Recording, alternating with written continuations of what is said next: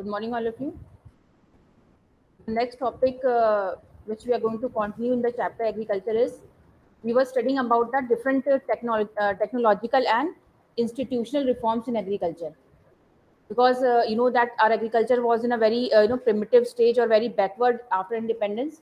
So our government did or they took many steps so that Indian agriculture can be improved and India can become self sufficient in the food grain production. So for that purpose, a number of steps were taken, which we discussed yesterday. Can you tell me some of the steps, technological steps and institutional steps which were taken by the government to for the betterment of the Indian agriculture? Raise your hand. Steps taken by the government to improve Indian agriculture. Yes, Swati. Ma'am, the Indian government improved the system of irrigation. They built canals, dams.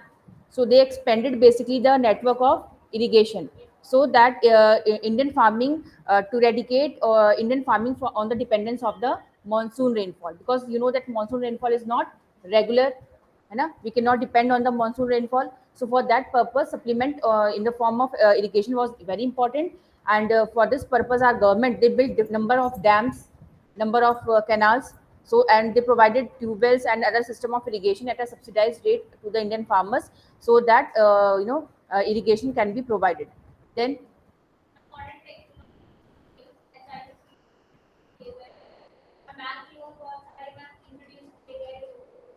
all right, like as you said that modern technology was introduced. What was this system known as? Introduction of modern technology, different types of technology simultaneously. Yes, it was known as Green Revolution, and Green Revolution was also known as. Sit down, Swati. Anybody else? What was the other name of Green Revolution? Yes, Reshma, Priyanka. Yes, Priyanka. Priya. Package technology. Very good. So Green Revolution was also known as package technology. Can anybody from online class tell me why it was called package technology? Anybody can? कोई बताएगा why it was called a package technology? Tejaswini और Veena. Ma'am, because they use multiple kind of devices packed in one kind of machines, which led to the help in cropping, in Okay. the farming as well. For like Veena is saying that they that the package technology used number of techniques for in the agriculture in the form of what? बताइए कि करके गणेश आप बताइए package technology में क्या क्या चीजें इस्तेमाल की गई थी?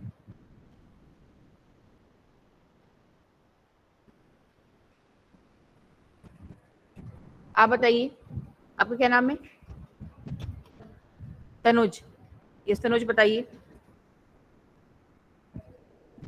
आपको मैंने कल इतनी सारी चीजें बताई थी कि पैकेज टेक्नोलॉजी में ये इतना different things were used so that Indian farming can be improved. तो आप लोगों को लगता है कान बंद करके या आप तो ऑनलाइन ऐड ही नहीं हुए होंगे, और ऐड हुए होंगे तो सो रहे होंगे.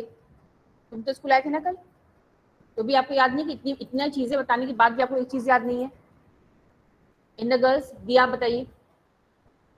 दिया ना, क्या नाम है आपका? तो हंस क्यों रही हो? बताओ, आंसर बताओ.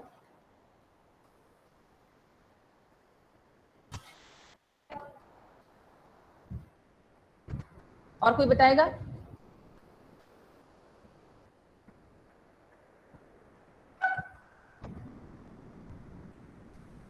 After the class, I will tell you something about your performance. Yes. Ma'am, package technology, ma'am, इससे पहले H HIV. HIV.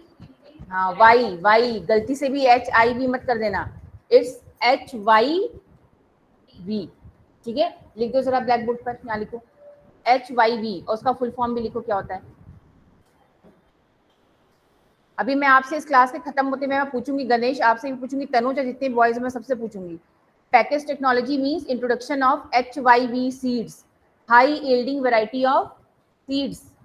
Second, better irrigational facilities introduce की गई, देन मॉडर्न इम्प्लीमेंट्स और technology in the form of tube wells, tractors, ये farmers को provide किए गए eight subsidy rate, कम rate पर। इलेक्ट्रिफिकेशन कराया गया so that mechanical threshers and harvesters can be used, all right, and then chemical fertilizers, pesticides, weedicides, they were made available to the farmers. So that's why, because of introduction of these many inputs, Indian this revolution was known as package technology, which improved the production of crops. Which crop? Wheat. Although it was for the production of other crops also, but at that time it was only became successful in the production of wheat only. Later on, other golden revolution was also started by the government to increase the production of pulses. जो दलहन होते हैं दाल, उनकी production को बढ़ाने के लिए golden revolution भी चलाया गया, राइस के लिए भी चलाया गया, तो वो लेटर ऑन हुआ, but initially we got success in the production of wheat. Then next is, tell me, what were the other institutional reforms? Institutional reforms कौन कौन से आए थे? जो मैंने आपको बताया था कि green revolution was a technological reform, alright, but institutional reform was, green revolution successful नहीं हुआ पूरे इंडिया में, ठीक है, तो उसके बाद इंस्टीट्यूशनल रिफॉर्म्स आए इन द फॉर्म ऑफ, बताइए कुछ इंस्टीट्यूशनल रिफॉर्म्स कौन कौन से थे? तेजस्विनी बताइए जरा। Ma'am 5-year plan. Okay, 5-year plans. Then 5-year plan, it was a medium. What was decided in the 5-year plans? What to do? What steps were taken? Neetu बताइए आप। लाइन से मैंने आपको बहुत सारी चीजें बताई थी उसमें।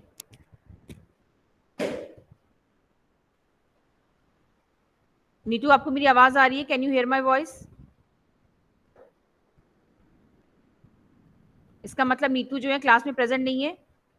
आर्यन माल्यान, आप बताइए।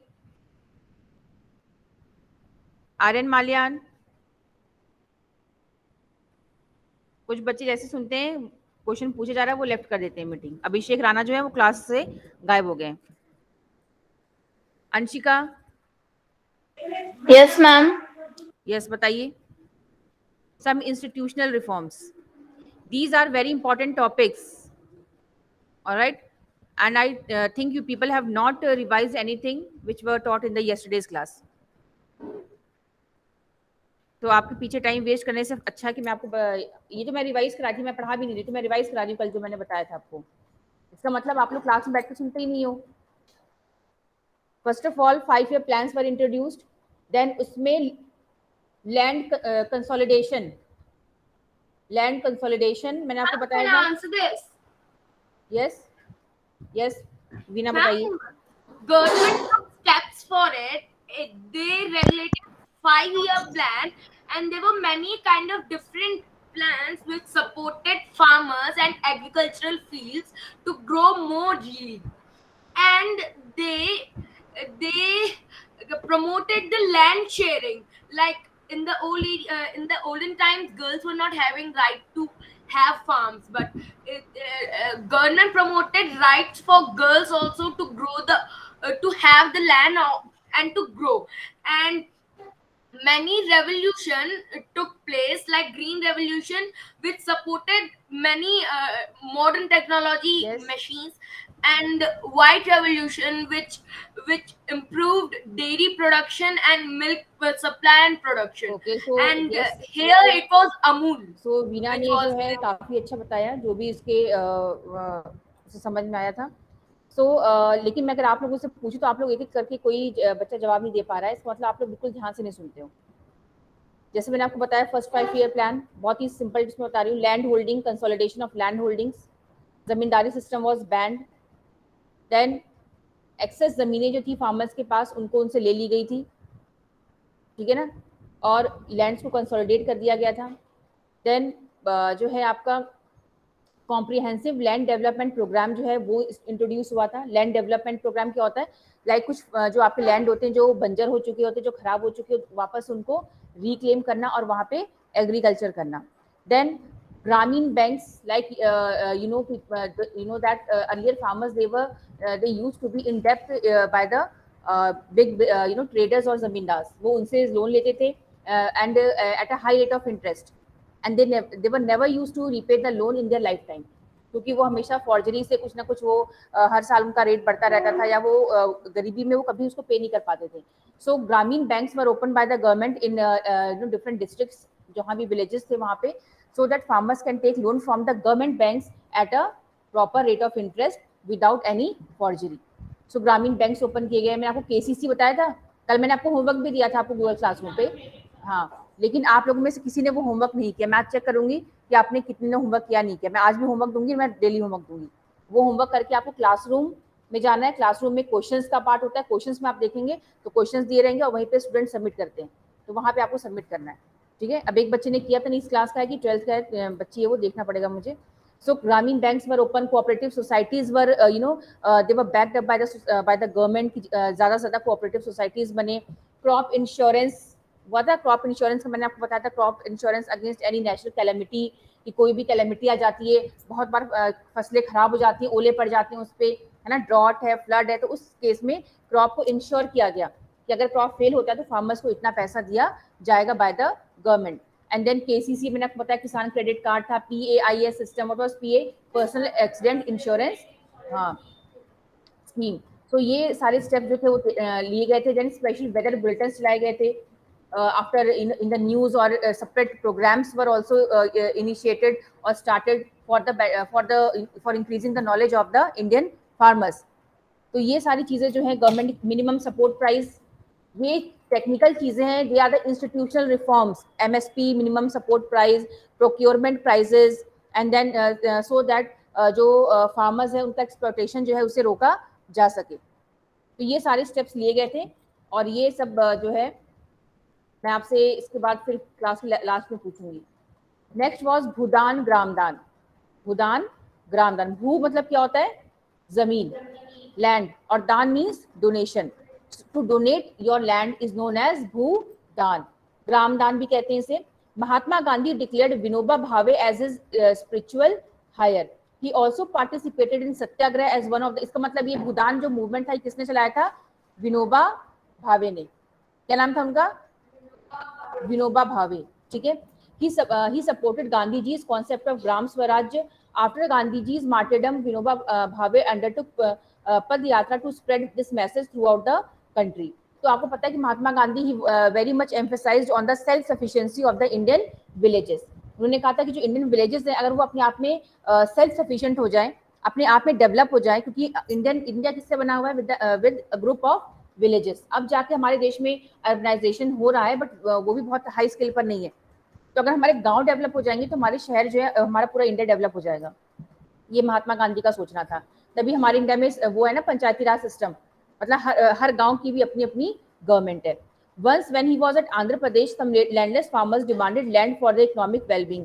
He assured them to talk to the Indian government for provision of land for them if they undertook cooperative farming. तो जो विनोबा भावे थे वो पद यात्रा पे निकले थे, क्योंकि गांधी जी की डेथ हो चुकी थी. तो उनकी बातों को फैलाने के लिए कि गांव जो है वो डेवलप हो सके, वो पूरे भारत में वो भ्रमण करने लग गए. तो कुछ गांव में जब वो गए तो पब्लिक ने उन्हें कहा कि हमारे पास जमीन नहीं है, हम कैसे वेलबींग करें, कैसे गांव डेवलप होंगे, हमें ज़मीनें दिलाई जाए.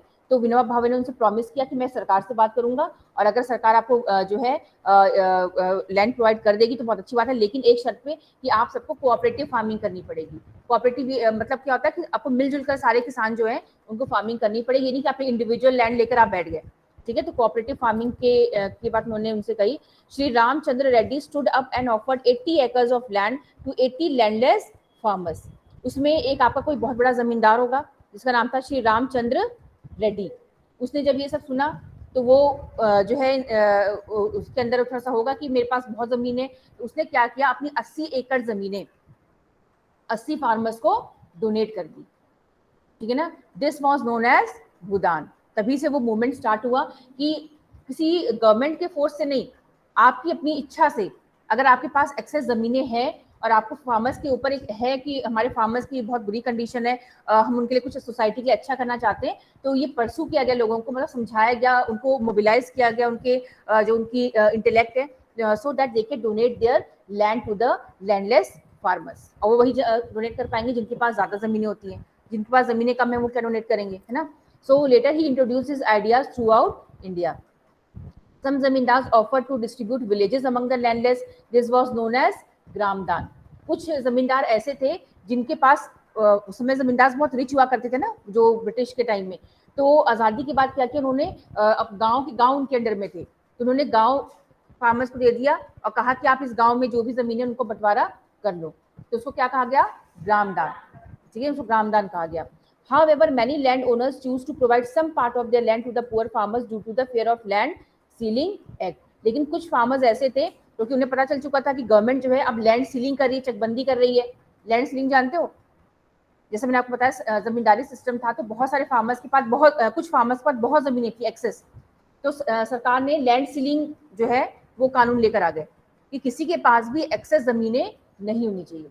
तो वो इस डर से कि हमारे पास एक्सेस जमीनें हैं तो सरकार हमसे छीन लेगी, उन्होंने क्या किया, अपनी मर्जी से कुछ फार्मर्स को उन्होंने दान में दे दिया. ठीक है. This Bhudan Gramdan movement initiated by Vinoba Bhave is also known as bloodless revolution. Bloodless revolution. ठीक है, तो ये आपको समझ में आ गया. तो बेसिकली जमींदारी सिस्टम को खत्म कर दिया हमारी गवर्नमेंट. ये भी एक बहुत बड़ा इंस्टीट्यूशनल रिफॉर्म था. जमींदारी को खत्म किया, लैंड सीलिंग किया, सील कर दिया गया. जो बड़े बड़े जमींदार थे उनकी जमीनें उनसे सील कर ली गई, छीन ली गई, और जो हमारे लैंडलेस फार्मर्स थे उनके बीच में गवर्नमेंट ने उनको डिस्ट्रीब्यूट कर दिया. तो ये गवर्नमेंट ने भी किया था, लेकिन विनोबा भावे ने उनको परस्यू करके अपनी मर्जी से भी बहुत लोगों से जो है भूदान करवाया कि वो अपनी मर्जी से गरीबों को दे दें. Now contribution of agriculture to the national economy, employment and output. Now we will see the contribution of agricultural sector. You know that agriculture has a very big contribution in the Indian economy. हमारे country में manufacturing sector और टर्जरी sector बहुत ज़्यादा develop नहीं था पहले. आज के टाइम में टर्जरी जो है सेक्टर काफ़ी इंक्रीज हो रहा है. आपने sectors of the Indian economy में पढ़ा था. Now which sector is provides maximum employment and provides maximum revenue to the government, Indian government? बताइए. Which sector nowadays is providing maximum revenue and maximum employment to the Indian people? Yes, टर्जरी sector. आपने पढ़ा नहीं था sectors of economy में कि primary का importance जो है डिक्लाइन हो रहा है और टर्जरी सेक्टर जो है by tertiary sector is increasing. पढ़ा था आपने 4-5 रीजंस कि नहीं पढ़ा था? हाँ, तो एक बार उसकी रीडिंग कर लिया करो. सो नाउ कंट्रीब्यूशन क्या है? Agriculture is the backbone of the Indian economy. Starting से ही जो भी हम लोग व्यापार करते हैं, जो भी हमारा एक्सपोर्ट रहता है, उसमें मैक्सिमम कौन से आइटम्स होते हैं? Agricultural products and allied products. Agriculture और उससे जुड़े हुए प्रोडक्ट्स. मैक्सिमम जीडीपी, हमारा जो ग्रॉस डोमेस्टिक प्रोडक्ट होता है, उसमें शेयर किसका होता है? एग्रीकल्चर का. He has registered a declining trend. In 1910-11, about 52% of the total workforce was employed by the farm sector. और मैक्सिमम लोग हमारे इंडिया में किसमें जो है एम्प्लॉयमेंट या रोजगार उनको मिलता था? एग्रीकल्चर में. क्योंकि एग्रीकल्चर में आपको कोई क्वालिफिकेशन नहीं चाहिए, आपके पास जमीन है, अब एक की जगह उसमें 4 लोग काम कर रहे हैं. तो वो आपने कौन सा सिस्टम सुना था? इसको हम कौन सा अनएम्प्लॉयमेंट कहते हैं? When people appears to be employed but actually they are not contributing anything in the production process. So this type of unemployment is, yes, And disguised unemployment. yes, correct. It is known as disguised unemployment. स्वच्छंद बेरोजगारी कहते हैं इसको. ठीक है. Declining the share of agriculture in the GDP is a matter of serious concern because many declining and stagnation in agriculture will lead to a decline in the share of spheres of economy having wider implications for society. So now the share of agriculture is slowly declining. Establishment of ICAR. What is the full form of ICAR? Yes, Indian Council of Agricultural Research. Then agricultural universities, veterinary services and animal breeding centers, horticultural development, research, development in the field of meteorology and weather forecast, etc. were given priority for improving Indian agriculture. So what is ICAR का क्या काम है? वो agriculture से related क्या करता है? क्या करते हैं? Research. Indian council of agricultural research. जब रिसर्च नाम है उसका इंस्टीट्यूशन का, तो उसका मतलब उसमें क्या होता है? एग्रीकल्चर से रिलेटेड रिसर्च वर्क किया जाता है. देन वेटनरी सर्विसेज प्रोवाइड करना. वेटनरी सर्विसेज क्या होती है? What do you mean by veterinary services? Animals की हेल्थ केयर को देखना, जो उसके डॉक्टर्स होते हैं. एनिमल्स की भी हेल्थ केयर होती है कि नहीं होती है, कि उनको बीमार हो गए तो छोड़ दो ऐसे ही? जो आपके कैटल्स होते हैं, गाय है, भैंस, वो बीमार तो पड़ते ही होंगे ना, उनको भी तो बीमारियां होती हैं. तो वो उनका चेकअप जो करते हैं डॉक्टर्स, या फिर जो उनको सर्विस प्रोवाइड की जाती है, उसे कहते हैं हम वेटनरी सर्विसेज. हॉर्टिकल्चर क्या होता है? Growth of fruits and vegetables, high value fruits and vegetables. तो इन सब पे प्रायोरिटी दी गई है. तो आप ये जो टेबल दी हुई है इसमें दिखाया जा रहा है growth of GDP and major sectors. Agriculture का देखो जो है 11th 5 ईयर प्लान में 2007 से 2012 के बीच में एग्रीकल्चर का कंट्रीब्यूशन मालूम कितना है? ओनली 3.2%. इंडस्ट्रीज का है 7.4% एंड सर्विस सेक्टर का है 10%. इसका मतलब सबसे अधिक किसका कंट्रीब्यूशन है? ट्रेजरी सेक्टर का. सर्विस किस में आता है? ट्रेजरी में. अब इनका टारगेट सरकार ने बढ़ाया है, लेकिन अब देखते हैं कितना इंक्रीज होता है. और GDP rate is increasing over the years. It is not generating sufficient employment opportunities in the country. Growth in agriculture is decreasing. Indian farmers are facing big challenge. ये जो मैं रीड कर रही हूँ आपको समझ में आ रहा है कि हमारी GDP जो है वो इंक्रीज हो रही है, लेकिन हमारे जो लोग हैं अभी भी उनको बहुत ज़्यादा रोजगार नहीं मिल पा रहा है. ठीक है ना. हम वर्ल्ड लेवल पे कहते हैं that India is a fastest growing economy in the world after China, but actually we are not generating much employment. तो उसका रीजन क्या है? क्योंकि हमारा अभी भी बहुत ज़्यादा जो है एम्प्लॉयमेंट जनरेशन नहीं हो पा रहा है. Then growth in agriculture sector is decreasing. हमारा एग्रीकल्चर सेक्टर भी अब बहुत ज़्यादा ग्रो नहीं कर रहा है. इंडियन फार्मर्स जो है वो बहुत ज़्यादा स्ट्रिक्ट कंपटीशन फेस कर रहे हैं. पहले तो था, आज से काफ़ी साल पहले हमारा बोलबाला था टी में, कॉटन में, लेकिन आज के टाइम में इजिप्ट आ गया है. देन हमारे जो है मिडिल ईस्ट कंट्रीज हैं, या फिर हमारा जो श्रीलंका है, ये सब कंपटीशन में आ गए चाय, टी में, कॉफ़ी में. तो हमें बहुत ज़्यादा इनसे क्या फेस करना पड़ता है? कंपटीशन, क्योंकि हमारी क्वालिटी उनसे मार खा जाती है. एंड देन प्रॉब्लम क्या है कि जो गवर्नमेंट है अब वो भी इन्वेस्टमेंट कम कर रही है एग्रीकल्चर में. जो पब्लिक सेक्टर इन्वेस्टमेंट होता है एग्रीकल्चर में वो क्या हो गया है? कम हो गया. Now government is paying more emphasis on manufacturing sector and treasury sector, क्योंकि इनसे हमें ज़्यादा रेवेन्यू मिलता है. Subsidy on fertiliser is decreasing, leading to increase in the cost of production. जैसे पहले कुछ चीज़ें सब्सिडी रेट पे मिलती थी फार्मर्स को, लाइक केमिकल फर्टिलाइजर हो गया, पेस्टिसाइड हो गया. अब गवर्नमेंट ने इस पर सब्सिडी क्या कर दी है? क्या कर दी है? हटा दी है. सब्सिडी मतलब समझते हो क्या होता है?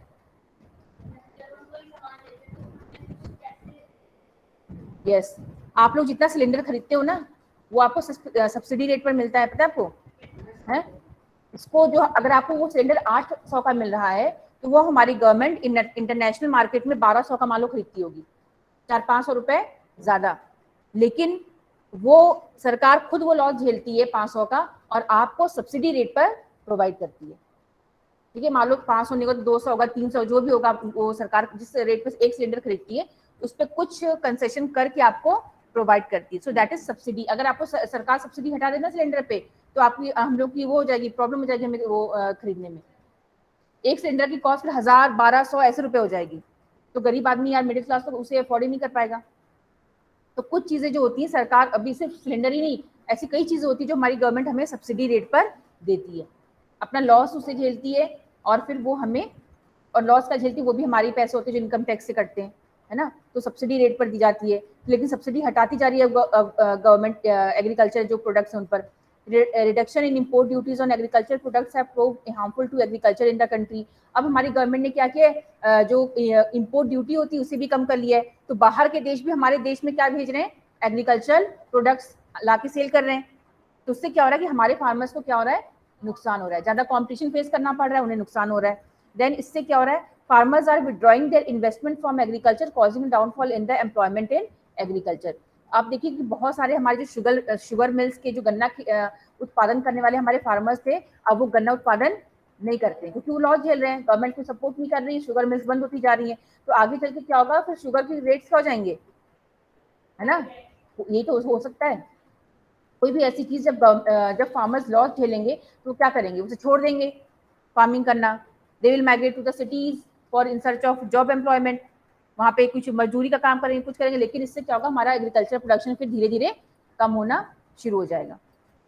Now last topic is impact of globalisation on agriculture. Globalisation क्या होता है? व्हाट इज वैश्वीकरण, ग्लोबलाइजेशन?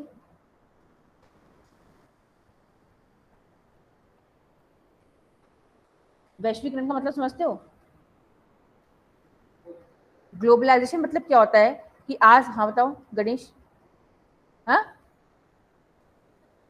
ग्लोबलाइजेशन मीन्स कि पहले जो है हमारा पूरे वर्ल्ड के साथ बहुत ही कम कांटेक्ट था because of lack of development of technology. But after the introduction of the satellite communication, जब का सैटेलाइट टेक्नोलॉजी आई है, कम्युनिकेशन आया है, तब से हमारा जो कम्युनिकेशन है, जो हमारा ट्रांसपोर्टेशन सिस्टम इतना डेवलप हो गया है, चाहे बाय एयरवेज हो, है ना, चाहे हमने अब मॉडर्नाइज हमारे शिप्स भी बन गई हैं, तो डिफरेंट तरीके से जो अब हमारा ट्रांसपोर्टेशन कम्युनिकेशन इंक्रीज हो गया, उससे पूरा वर्ल्ड क्या बन गया है, ग्लोबल विलेज। एक गांव क्या होता है? गांव में एक व्यक्ति दूसरे व्यक्ति को बिल्कुल पूरी तरह से जानता है, होता है ऐसा? शहरों में अब अभी आप ऋषिकेश में नहीं जानोगे कि हमारे घर के पास में कौन रह रहा है। ऋषिकेश तो फिर भी अभी एक जैसे स्मॉल टाउन, लेकिन बड़े शहरों में क्या होता है, कोई किसी को नहीं जानता इतना, लेकिन गांव में सब एक दूसरे को जानते हैं। जानते कि नहीं जानते हैं? 50 फैमिली होगी तो सब एक दूसरे को जानेंगे अच्छी तरह से। उसी तरह से आज के टाइम में because of the development in the means of transportation and communication system, हमारा जो पूरा वर्ल्ड है अब वो सिमट गया है। अब हम एंटार्क्टिका में बैठे हुए आदमी को भी बहुत अच्छे से जान सकते हैं, हम जर्मनी में बैठे हुए आदमी को वहाँ पे क्या हो रहा है, वहाँ पे क्या कल्चर है, क्या ट्रेडिशन है, वहाँ के लोगों के बारे में हम सब कुछ जान सकते हैं। चाहे वो इंटरनेट हो, चाहे आपके घर का कोई मेंबर वहाँ पे काम कर रहा हो अमेरिका में, कनाडा में, तो आप उनसे अब फोन पे बात कर सकते हो। 1 सेकंड के फ्रैक्शन में आपने डायल किया नंबर, आप उनसे बात कर रहे हो, ठीक है। आपने क्या वो स्काइप लगाया, आपने वीडियो कॉलिंग की, आप उनसे फेस टू फेस बात कर सकते हो, ठीक है ना। आपको व्यापार करना है, कोई ट्रेड करना है आपको, अभी आप देखो ये अमेज़न है, ये सब क्या है, ये वर्ल्ड ओवर इनका नेटवर्क है, ठीक है ना। आप इंडिया जो वर्ल्ड लोग फॉरेन कंट्रीज में, वो इंडिया का सामान आसानी से वहां पे खरीद सकते हैं। पहले क्या ऐसा पॉसिबल था? अब आप यहाँ बैठे हुए हो, आप अमेज़न में जाओ या किसी भी ऐसी ऑनलाइन का उसमें जाओ, आप कोई भी विदेश का कोई फॉरेन ब्रांड का सामान है, कुछ खरीदना है, आप वहां से जाके खरीद सकते हो। वो शिपिंग चार्जेस आपके लग जाएंगे, लेकिन आप वहां से परचेज कर सकते हो। मतलब आप पूरे वर्ल्ड अब क्या हो गया, एक क्या बन गया है, ग्लोबल विलेज, क्योंकि हर चीज टेक्नोलॉजी बहुत ही फास्ट हो गई है। आपको अब अमेरिका जाना है, पहले क्या था, आप बाय शिप जाते थे तो 2 महीने 3 महीने में आप पहुंच रहे हो। आज क्या है, आप अगर आप अफोर्ड कर सकते हो तो भाई आप 1 दिन में पहुंच जा रहे हो, 2 दिन 1.5 दिन में पहुंच जा रहे हो आप अमेरिका, कनाडा, जो हमसे बहुत दूर है ना। तो इसे हम कहते हैं ग्लोबलाइजेशन। और जब से ग्लोबलाइज, पहले क्या था कि हमारा, हम लोग एक होता ना कि हमारा कॉटन पूरे वर्ल्ड में फेमस था, लेकिन क्योंकि उस समय इतना वो नहीं था ना, मतलब मोबिलिटी नहीं थी, लोग यहाँ से वहां नहीं जाते थे, लोगों को ज़्यादा पता नहीं था। अब क्या हुआ है कि इंडियन कॉटन के साथ साथ इजिप्शियन कॉटन आ गया है, मिडिल ईस्ट का कॉटन आ गया है, तो बहुत सारे लोग मार्केट में क्या हो गए, उतर गए। पहले इंडिया की मोनोपोली थी चाय में, कॉफी में, स्पाइसेस में, है ना, क्योंकि व्यापार कम था, लोगों में इंटरेक्शन बहुत कम था। अब आप सोचिए कि आप यहाँ पे बैठे बैठे आप जर्मनी से भी आप व्यापार कर सकते हो, आप ब्राजील से भी व्यापार कर सकते हो, आप साउथ अमेरिका के किसी देश से कर सकते हो, ऑस्ट्रेलिया से कर सकते हो।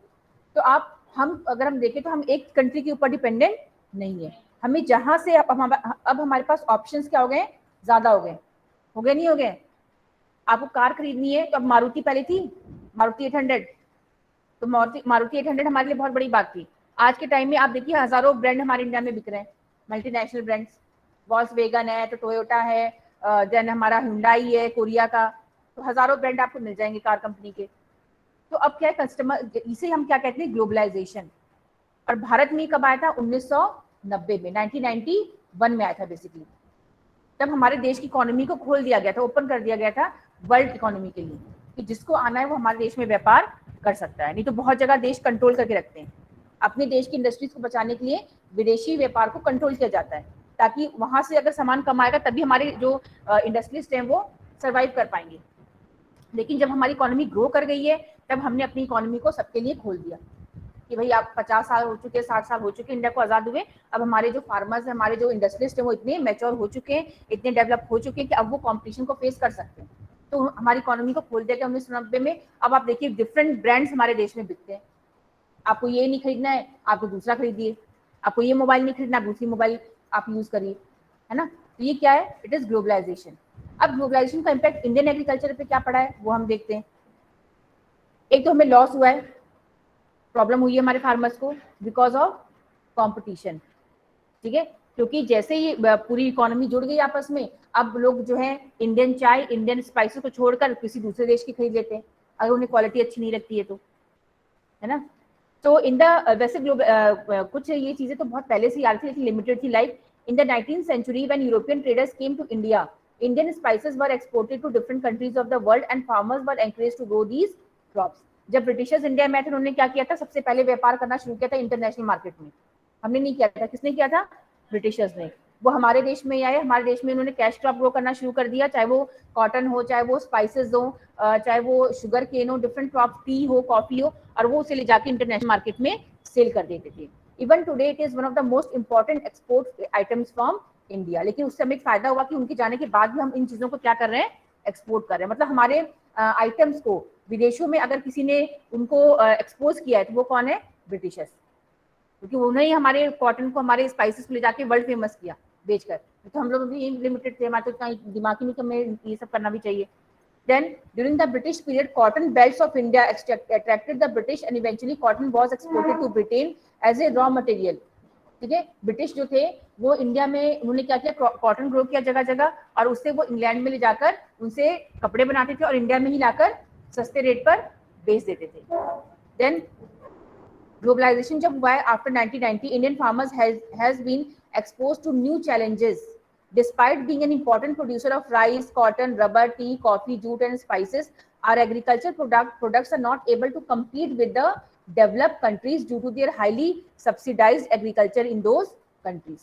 ठीक है, तो कहने का मतलब ये है कि हम लोग बहुत चैलेंज फेस कर रहे हैं, हमारे फार्मर्स बहुत प्रॉब्लम फेस कर रहे हैं। हम लोग इंटरनेट, स्पेशली जो डेवलप कंट्रीज होती हैं, क्योंकि वहाँ पे एग्रीकल्चर सब्सिडाइज्ड है, मतलब फार्मर्स को फैसिलिटीज बहुत है। इनफैक्ट वहाँ की गवर्नमेंट तो उनसे वो करती है कि आप आके फार्मिंग करो, क्योंकि वहाँ पे हाईली अर्बनाइजेशन है, सिटीज है, तो लोग फार्मिंग करना ही नहीं चाहते हैं, रूरल एरियाज में रुकना ही नहीं चाहते हैं, है ना। तो वहाँ की फार्मर्स, गवर्नमेंट कहती है भाई आपको हम इतना सब्सिडी देंगे, इतना फायदा देंगे, आपको इतना पैसा देंगे, आप फार्मिंग करिए। तो हमारे फार्मर्स तो बेचारे बहुत गरीब हैं, वहाँ पे बहुत अच्छे हैं कंडीशन। नाउ हमें अगर अपनी कृषि को बेहतर करना है तो हमें क्या करना होगा, हमें सबसे पहले मार्जिनल और स्मॉल फार्मर्स जो है उनकी कंडीशन को क्या करना पड़ेगा, इम्प्रूव करना पड़ेगा। जो हाई रिच फार्मर्स उनको तो चलो अपना कर लेंगे, लेकिन जो मीडियम फार्मर्स हैं, small farmers and marginal farmers, उनकी कंडीशन को हमें इम्प्रूव करना पड़ेगा। बिकॉज ग्रीन रेवोल्यूशन से बहुत ज़्यादा फायदा हमें नहीं हुआ, कुछ लिमिटेड एरिया में सक्सेसफुल हुआ, बाकी फार्मर्स हमारे अभी भी गरीब के गरीब हैं। इसीलिए आज के टाइम में किसकी ज़रूरत है, जीन रेवोल्यूशन की, जेनेटिक रेवोल्यूशन। आपने बायोटेक्नोलॉजी वर्ड सुना होगा। बायोटेक्नोलॉजी क्या होता है कि जैसे कि हमारे जो डिफरेंट क्रॉप्स हैं, प्लांट्स हैं, उनमें साइंटिफिक वे में ऐसे जेनेटिक्स, ऐसे ट्रेड्स को एंटर करना साइंटिफिक तरीके से कि उनकी प्रोडक्शन क्या हो सके बेहतर। आपने हाइब्रिडाइजेशन सुना है, हाइब्रिड करते हैं जो जीन्स को, जीन्स समझते हो ना, जीन्स क्या होते हैं, हमारी बॉडी भी जीन्स से बनी हुई है ना। तो अगर आपकी जीन्स को किसी और में ऐसे मिक्स करके बना दिया जाए, अगर मान लो, तो एक नई चीज़ बन जाएगी ना। उसी तरह से या इम्प्रूवमेंट किया जाए। हम नहीं कहते तुम्हारे में जेनेटिक प्रॉब्लम है, तुम्हारे को गुस्सा बहुत आता है, तो वो मतलब क्या है कि हमारा ट्रेड्स है वो। तो प्लांट्स होते हैं, डिफरेंट क्रॉप्स में भी अपने अपने ट्रेड्स होते हैं, उनकी अपने अपने फीचर्स होते हैं। तो उनमें आर्टिफिशियल तरीके से उनमें इंसर्ट करके उनको बेहतर बनाना, इसको हम क्या कहते हैं, जेनेटिक इंजीनियरिंग। ठीक है ना, मतलब हम लिविंग ऑर्गेनिजम्स में भी सोचो कि बदलाव कर सकते हैं।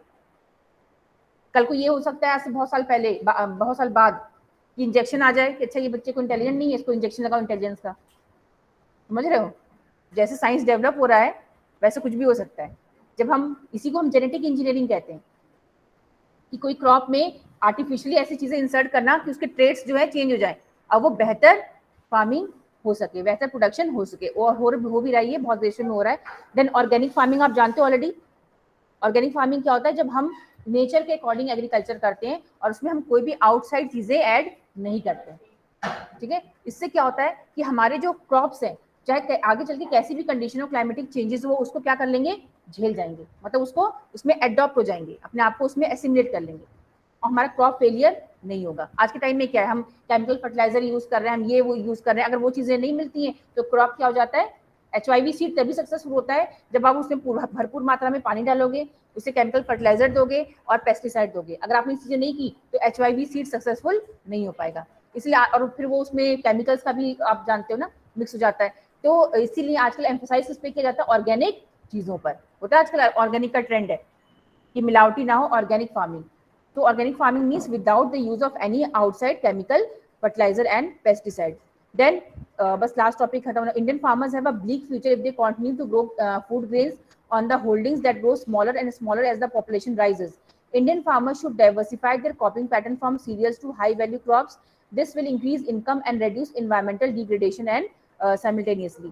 ये कहा जा रहा है कि हमारे जो खेत हैं वो दिन पर दिन क्या होते जा रहे हैं, उनका साइज क्या होता जा रहा है, स्मॉल है ना, बंटवारा होता जा रहा है, इनहेरिटेंस, लॉ ऑफ इनहेरिटेंस, तो वो अनइकोनॉमिकल हो रहा है।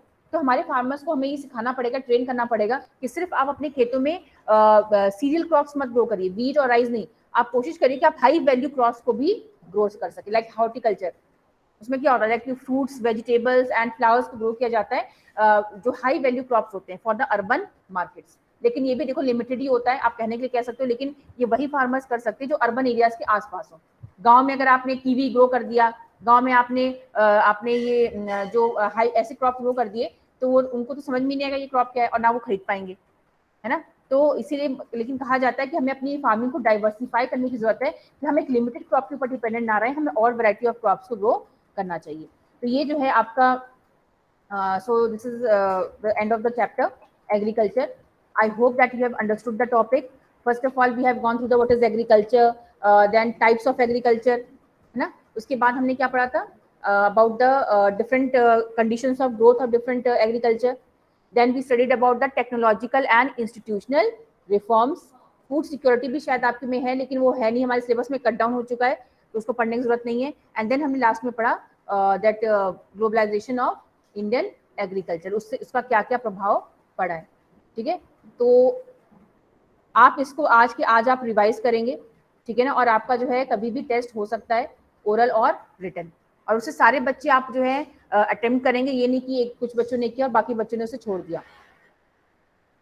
तो anybody want to ask something?